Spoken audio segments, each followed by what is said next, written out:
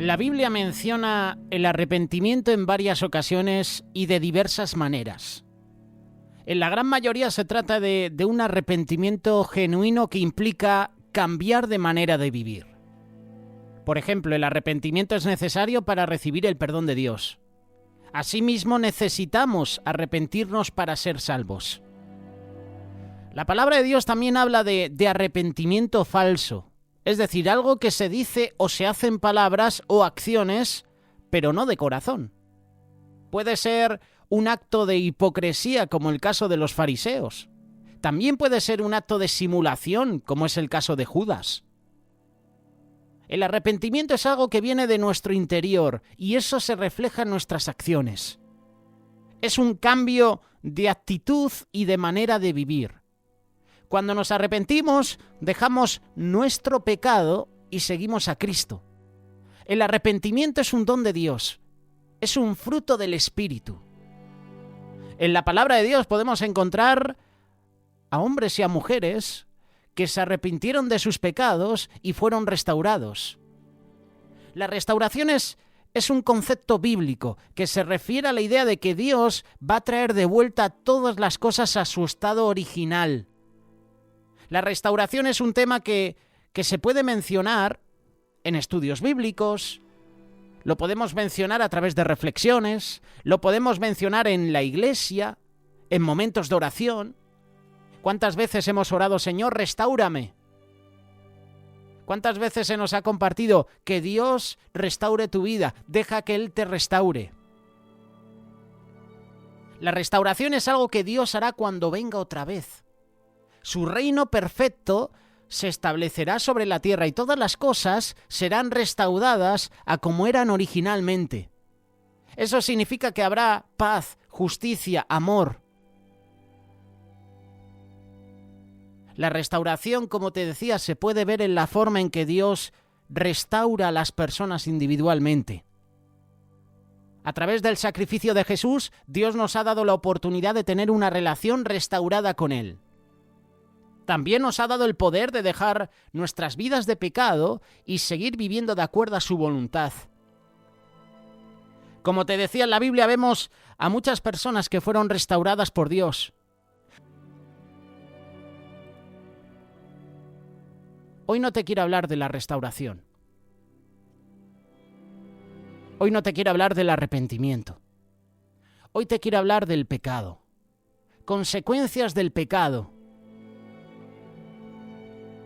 La palabra de Dios es clara. El pecado siempre va a producir un precio que tenemos que pagar en nuestra vida. Tú y yo tenemos que comprender que desde el momento en que recibimos a Cristo como nuestro Señor y Salvador personal, las consecuencias eternas del pecado quedan completamente eliminadas de nuestra vida. Romanos capítulo 6, verso 23, porque la paga del pecado es muerte. Mas la dádiva de Dios, es decir, el regalo de Dios, es vida eterna en Cristo Jesús, Señor nuestro. De introducción te he hablado de arrepentimiento, ¿verdad? Te he hablado de restauración. Es una cadena, es un proceso. Hay pecados en nuestra vida. Para que Dios nos limpie, tenemos que arrepentirnos, tiene que haber una conversión y se produce entonces la restauración.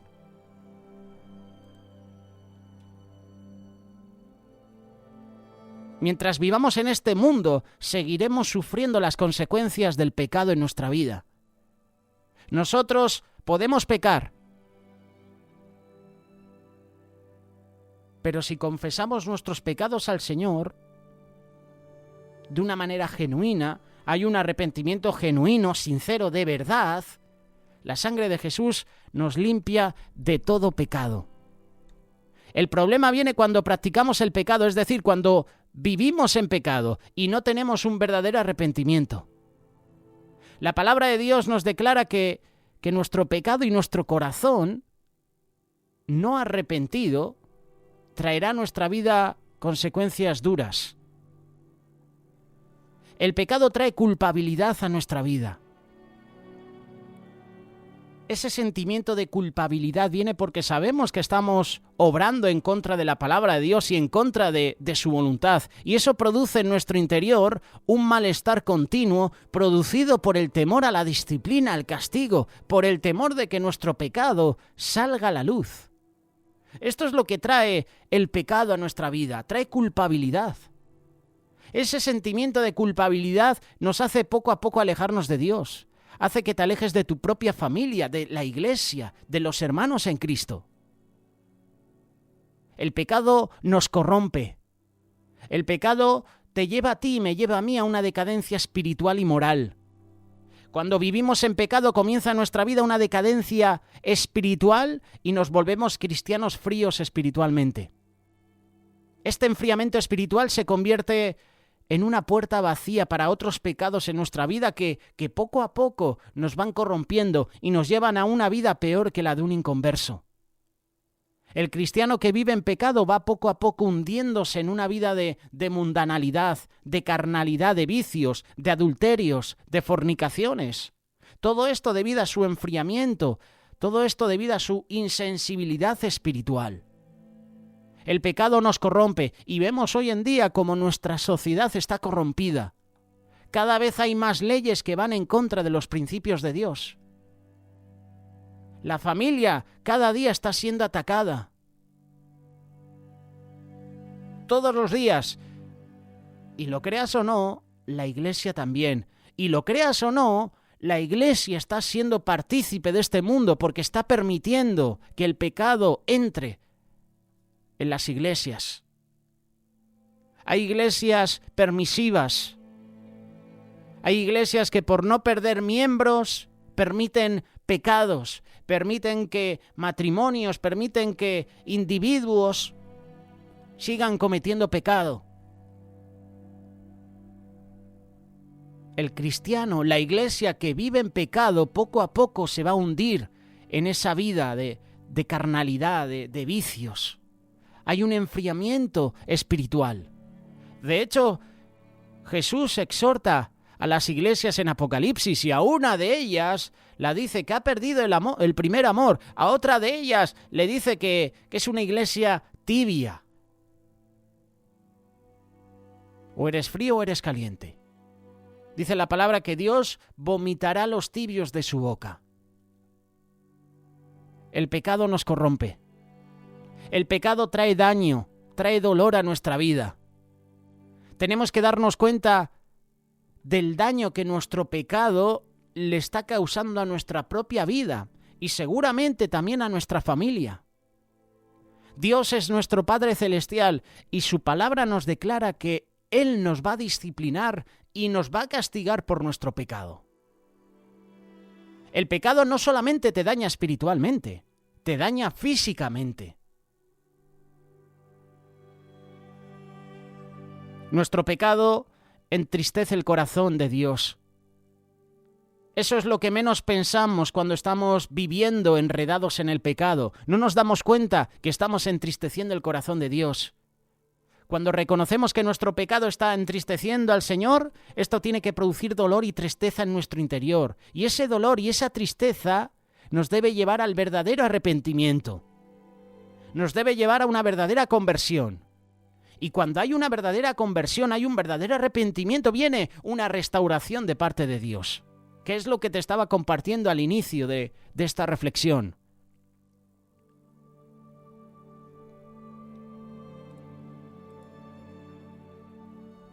Nuestro mundo parece estar lleno de áreas grises. La palabra de Dios es clara en que somos justos o injustos ante Dios. La palabra de Dios es clara, no es condenada. Nuestro destino final será el cielo o el infierno. ¿Eres hijo de la luz o de las tinieblas? Probablemente el contraste más común en la palabra de Dios es entre la vida y la muerte. Una persona está viva o muerta. Al contrario de muchas películas de ciencia ficción y apocalípticas, no hay término medio.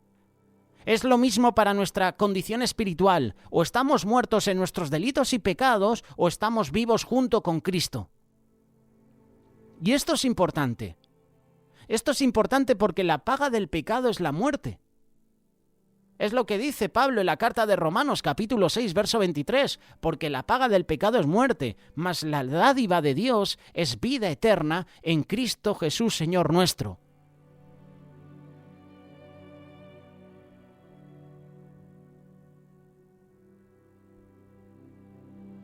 Pablo está escribiendo a los romanos y les dice, porque la paga del pecado es muerte. Y lo que Pablo escribió a los romanos, hoy Pablo también nos lo dice a nosotros. Hoy el Espíritu Santo nos está confrontando y nos está diciendo, porque la paga del pecado es muerte. Pablo está escribiendo a fieles seguidores de Jesús en Roma, a quienes él cuidaba, por quienes él oraba, por quien él anhelaba estar con ellos debido a su fe ejemplar. Y debido a su fe, Pablo va al extremo y les dice, la paga del pecado es muerte. Pablo explica que nuestra creencia en la muerte y resurrección de Jesús, demostrada por el bautismo, es lo que nos libera de nuestra esclavitud, de nuestro castigo por nuestros pecados. En otras palabras, debido a que Jesús murió, no tenemos que morir, y debido a que Jesús vivió de nuevo, podemos vivir de nuevo.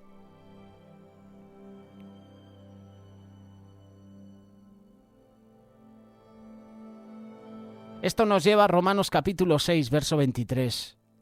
Pablo escribe que la recompensa o pago de nuestro pecado es injusticia, es muerte. Pecado significa literalmente perder el blanco. Errar al blanco.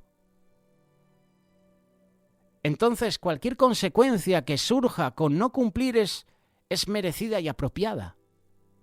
Nuestra pecaminosidad resulta naturalmente en la muerte, y el morir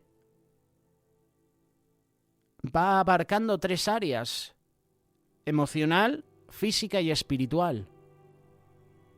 Eso es lo que produce el pecado, porque la paga del pecado es muerte, y la muerte se produce en estas 3 áreas de nuestra vida: en lo emocional, en lo físico y en lo espiritual. Todo esto lo produce el pecado. El pecado trae muerte física. El día que de él comieres, ciertamente morirás, porque la paga del pecado es muerte. Esto es lo que Dios instruyó a Adán y a Eva, a comer de todos los árboles del jardín, excepto del árbol del conocimiento del bien y del mal. Porque el día que de él comieres, ciertamente morirás. Génesis capítulo 2, verso 16 y 17. Cuando comieron del árbol prohibido y cometieron los primeros pecados de la humanidad, se produce una muerte. La elección que tomaron Adán y Eva inició un proceso de muerte física que reclamaría vidas, las vidas de sus hijos, las vidas de todos los demás a partir de ese momento, porque la paga del pecado es muerte, excepto Elías y Enoc, que esa es una historia diferente. Ellos no vieron la muerte física. Pero cuando pecamos, estamos matando nuestro cuerpo. Y hay muchos ejemplos. El que se excede con el alcohol va a tener problemas en el hígado. El que se excede con el tabaco va a tener problemas en los pulmones. Estás matando tu cuerpo. Hay un pecado que estás cometiendo y ese pecado está produciendo que tu cuerpo enferme. La elección de Adán y Eva inició un proceso de muerte física que reclamaría vidas. Se necesitaba un sacrificio para cubrir la desnudez del hombre, porque la paga del pecado es muerte. La muerte física comenzó a devastar toda la creación. En Génesis capítulo 3, Dios tuvo que matar un animal para cubrir la desnudez de Adán y Eva. Y esta fue la primera muerte en la Biblia y una demostración gráfica y dolorosa de la naturaleza del pecado, así como un presagio del derramamiento de sangre requerido para cubrir los pecados. Y este sacrificio también señaló en última instancia a Jesús, quien más tarde se ofrecería a sí mismo a la humanidad en la cruz. ¿Qué sucedió después? Que el hijo primogénito de Adán y Eva, Caín, asesinó celosamente a su hermano. La gente comenzó a comer plantas en lugar de solo frutos. La naturaleza se volvió más difícil con espinos y cardos. Los animales comenzaron a comerse unos a otros. Los animales comenzaron a temer a los humanos. Los humanos incluso comenzaron a comer animales. La humanidad quedó tan destruida por el pecado que unas pocas generaciones más tarde, todas las familias, excepto una, murieron en un diluvio universal. Porque la paga del pecado es muerte. Y la muerte vino como resultado o pago del pecado de la humanidad. El pecado trae muerte física. El pecado trae muerte emocional. Cuando Adán y Eva pecaron, comenzaron a sufrir y a experimentar la muerte y la destrucción de muchas otras maneras. Su cercanía con Dios desapareció. Su comunión entre ellos se cortó. Perdieron el jardín. Todavía hoy todo ser humano experimenta muertes emocionales. Hay personas que sufren de esto. Una muerte emocional puede reinar en tu vida. Todo por el pecado. Mentimos, engañamos, chismeamos, calumniamos, odiamos, matamos, deseamos.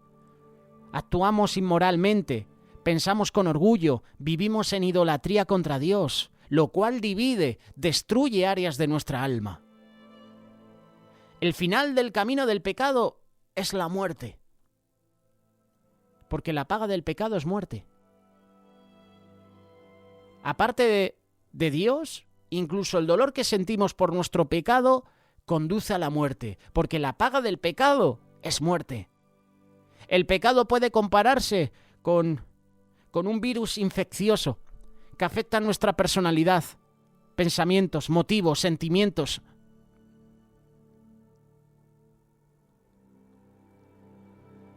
Infecta aspectos de nuestra mente, de nuestro corazón. El pecado adormece nuestros sentidos morales. De modo que incluso nos mentimos a nosotros mismos sobre la gravedad del mismo pecado. Incluso las personas aparentemente más religiosas tienen áreas en su vida muertas por el pecado. Jesús acusó sin rodeos a las personas hipócritas de ser sepulcros blanqueados, que por fuera a la verdad se muestran hermosos, mas por dentro están llenos de huesos de muertos y de toda inmundicia. Estaban llenos de huesos de muertos. El pecado trae muerte porque la paga del pecado es muerte. Hay una muerte emocional. Hay una muerte espiritual. Mientras que la muerte en el cuerpo y el alma son significativas, la muerte espiritual es más grave. ¿Sabes por qué? Porque la muerte espiritual es eterna. La paga del pecado es muerte, tanto física como espiritual.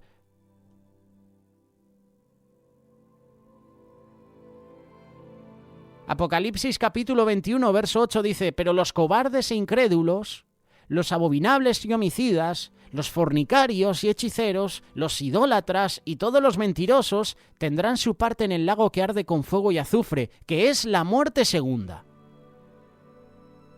La muerte segunda viene porque la paga del pecado es muerte. La muerte espiritual es una separación eterna de Dios. Si te hiciera la pregunta ahora, ¿quieres vivir separado de Dios? Seguramente me dirías que no, ¿verdad? Tenemos que analizar cómo está nuestra vida. Tenemos que sacar a la luz esos pecados que hacen que haya una muerte espiritual, haya una separación entre nosotros y Dios. Somos pecadores por naturaleza. Nuestro pecado es síntoma de nuestra condición infectada. La paga del pecado es muerte. Pero ¿sabes una cosa? Afortunadamente ese no es el final. Hay otra cara de la moneda que dice la otra mitad de la verdad.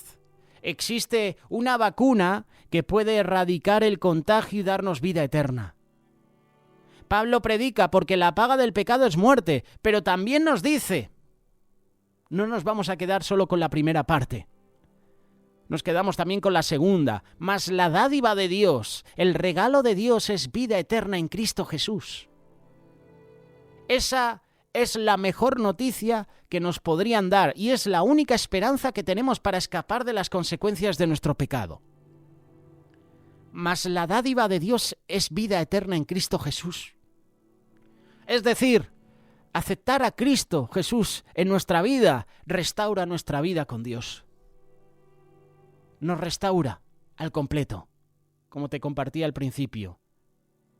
Pecamos, pero tiene que haber un arrepentimiento genuino, una conversión, y después se produce la restauración. Dios produce esta restauración en nuestra vida, pero primero cuando hay un arrepentimiento, hay una conversión.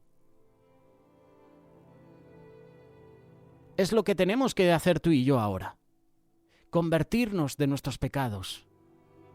Convertirnos a Dios, dejar que Él nos restaure, porque la paga del pecado es muerte, y el que practica el pecado es esclavo del pecado. Decisiones, hermanos y hermanas. Nuestra vida se basa en decisiones. ¿Qué harás? ¿Permitirás que el pecado te destruya física, emocional y espiritualmente? ¿O buscarás ese arrepentimiento genuino? ¿Buscarás esa restauración que proviene de Dios? Es una decisión tuya, es una decisión personal. Y hoy es el día para tomar esa decisión.